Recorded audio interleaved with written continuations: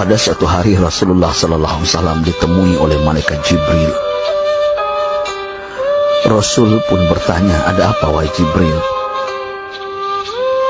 Jibril menjawab, "Wahai Muhammad, sesungguhnya hari ini Allah Subhanahu wa Ta'ala sedang mengobarkan nyala api neraka, dan seluruh para malaikat amat ketakutan. Mereka tidak tahu harus bagaimana. Untung aku ingat," kata Jibril, "bahwa engkau Muhammad adalah sumber cinta dan sayang Allah Subhanahu wa Ta'ala kepada alam semesta. Dengan alasan itu aku kesini, bertabaruk mengambil berkah dengan cinta Allah kepada dirimu, ya Rasulullah, ya Muhammad." Rasulullah terdiam beberapa saat, kemudian bertanya lagi, "Wahai Jibril, ceritakan padaku bagaimana neraka itu sesungguhnya." Jibril menjawab, "Wahai Muhammad, neraka itu bagaikan lubang-lubang yang terdiri dari 7 tingkat. Jarak antara satu lubang dengan yang lain ialah perjalanan 70 tahun. Lubang paling bawah adalah lubang yang paling panas." Nabi SAW meneruskan pertanyaannya, "Lalu siapakah penghuni lubang-lubang neraka itu, wahai Jibril? Sampaikan kepadaku, Jibril." Jibril menjawab, "Lubang yang paling bawah diciptakan untuk orang-orang munafik. Lubang yang berikutnya untuk penyembah berhala, lalu untuk penyembah bintang dan matahari."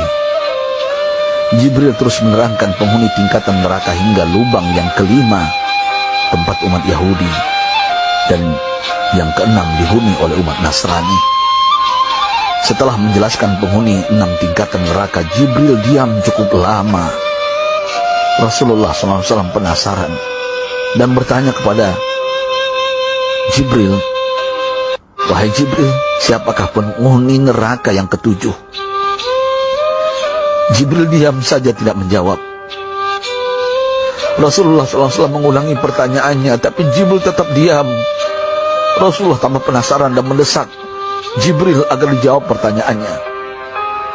Akhirnya Jibril pun berkata, "Umatmu, wahai Muhammad, mereka itu para pelaku dosa besar di kalangan umatmu, yang dimana sampai mereka mati belum sempat bertaubat." Mendengar jawaban Jibril, Rasulullah langsung jatuh pingsan. Jibril merangkulnya dan meletakkan tubuh baginda di atas pangkuannya. Tak berapa lama Rasulullah SAW sadar dan langsung menangis bersimbah air mata dengan terisak-isak. Rasulullah mempertegas pertanyaannya, "Wahai Jibril, apakah benar ada di antara umatku yang masuk neraka?" Jibril menjawab, "Benar, wahai Muhammad, pelaku dosa besar di antara umatmu yang belum bertaubat." Setelah itu Rasulullah menghadap kiblat dan sujud kepada Allah dalam isak tangisnya. Sesekali dengan suara pelan beliau membisikkan kata-kata, "Ummati ya Rabb, ummati, ummati, ummati." Beliau SAW tidak mengangkat kepalanya dalam keadaan seperti itu selama 3 hari 3 malam, kecuali setiap Bilal bin Rabah mengumandangkan azan, barulah beliau bangkit untuk menjadi imam, dan setelah itu kembali sujud lagi. Pada hari ketiga Abu Bakar menyadari hal ini, beliau mengetuk pintu Rasulullah dan mengucapkan salam 3 kali, namun tidak terdengar jawaban. Abu Bakar sedih dan berseru di hadapan pintu Nabi besar Muhammad SAW, "Apakah ada jalan untuk masuk ke rumahmu ya Rasulullah?" Tetap tidak ada jawaban. Di jalan Abu Bakar bertemu sahabat Umar. "Mengapa engkau menangis, wahai Abu Bakar?" kata Umar. Abu Bakar menceritakan keadaan Rasulullah SAW. Maka Umar pun melangkah menuju rumah Rasulullah dan terjadilah hal yang sama. Umar pun pulang dan menangis. Di jalan Umar bertemu sahabat Salman Al-Farisi. Dengan terisak Umar bercerita kepada Salman hingga membuat dia amat sedih, namun tidak berani mengulangi hal yang sama. Salman melangkah menuju rumah Fatimah radhiyallahu anha dan menceritakan hal itu. Setengah berlari Fatimah menuju rumah ayah tercinta dan mengetuk pintu sambil mengucapkan salam. Mendengar suara lembut putri tercinta, sejuklah dada Rasulullah. Beliau bangkit dari sujud dan membuka pintu. Alangkah terkejutnya Fatimah melihat Rasulullah, ayah tercinta, amat kurus dan pucat.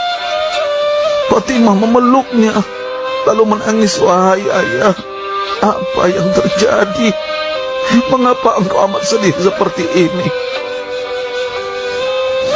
Rasulullah kembali menangis dan berkata dengan suara lirih, wahai Fatimah, belahan jiwa aku. Bagaimana mungkin aku tidak sedih sedangkan Jibril mengatakan akan ada kelak umatku yang akan masuk neraka. Subhanallah, betapa besar cinta Rasulullah kepada kita umatnya. Sahabatku, Rasulullah mencintai kita. Antaman ma'aman ahbabta, engkau akan berkumpul dengan orang yang kau cintai. Mari kita mencintai baginda Nabi besar Muhammad SAW yang mencintai kita, umat yang tidak rela kita masuk neraka. Mari kita mencintai beliau dengan berselawat. Sahabatku, sampaikan, Rasul mengajarkan kepada kita, man dalla ala khairin falau mislu ajri fa'ili. Siapa yang menunjukkan kepada kebaikan, maka dia akan mendapatkan pahala seperti orang yang mengerjakannya. Mudah-mudahan ini menjadi pahala jariah bagi kita.